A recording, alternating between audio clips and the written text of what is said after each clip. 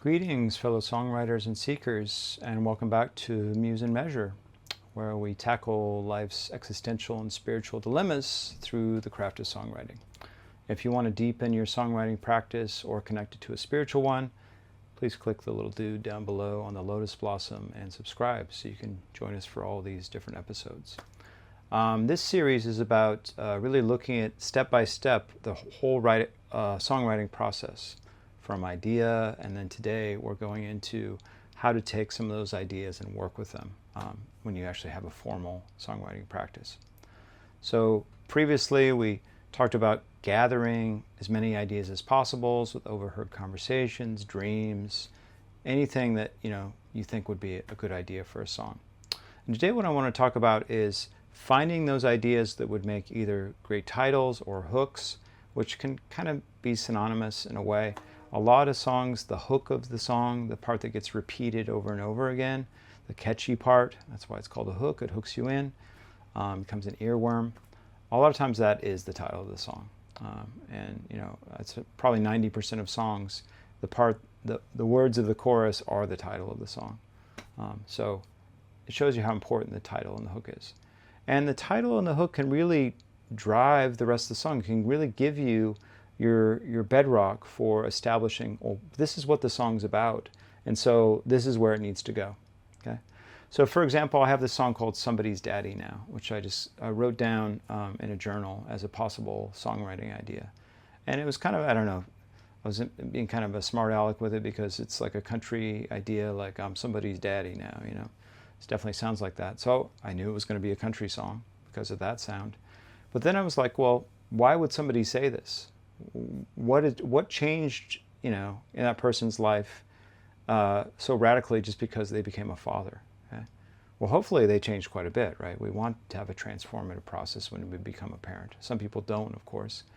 And that also spurred this idea. So I was like, well, maybe somebody gave something up, like they gave up a bad habit or a vice. And I thought, well, look at my own life. I gave up drinking.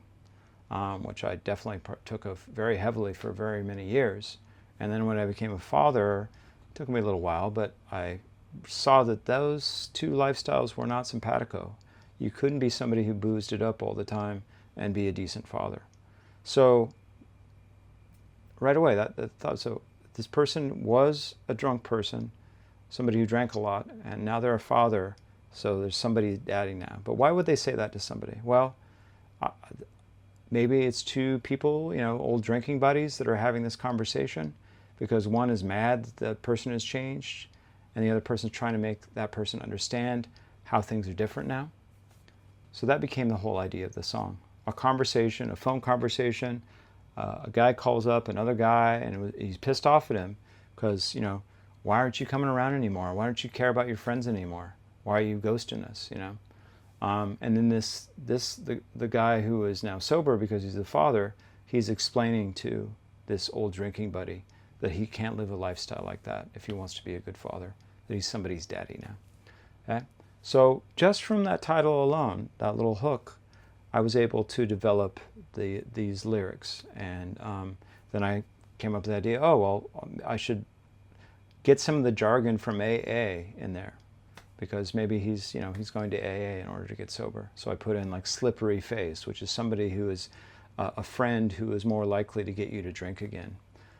Pink cloud, which is kind of a euphoric state when you first become sober and you think you've got it all figured out all of a sudden. It's a short-lived process because you have to do the 12 steps according to AA. Okay? So all of this came from this kernel of an idea. So it shows you how powerful picking a song title or a hook is. Now, obviously, some songs have different titles that don't even relate to the lyrical content of the song. That's okay, but you can always change it later if you want to be poetic with it, or be kind of have these not connect or use it as another line of your song. But when you're starting out, like, it really drives. This is the main idea of the song, and then all the other parts of the song are supporting that. Okay. They're giving the details about somebody's daddy now, okay?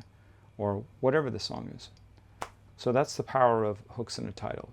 So what I suggest you do in your songwriting session, your next one, is to go through your list of ideas and find, maybe put little stars next to the ideas that would make great titles or hooks that you can use as kind of a bedrock for building out and developing all these ideas.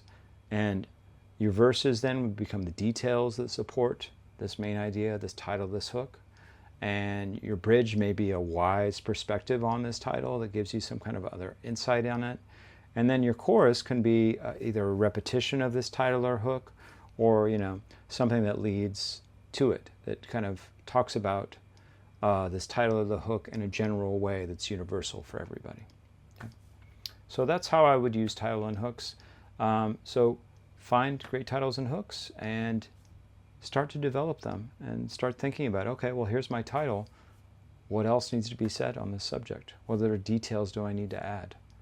What other little cool things that I can add that will actually bring this title as an idea, as a hook, to life? All right. Well, best of luck with your songwriting, and I hope it goes really well. Please put any comments or questions or share your experience with this process down below in the comments section. If you want to reach out to me directly, it's tyler@musemeasure.com. Best of luck, and I'll see you next time.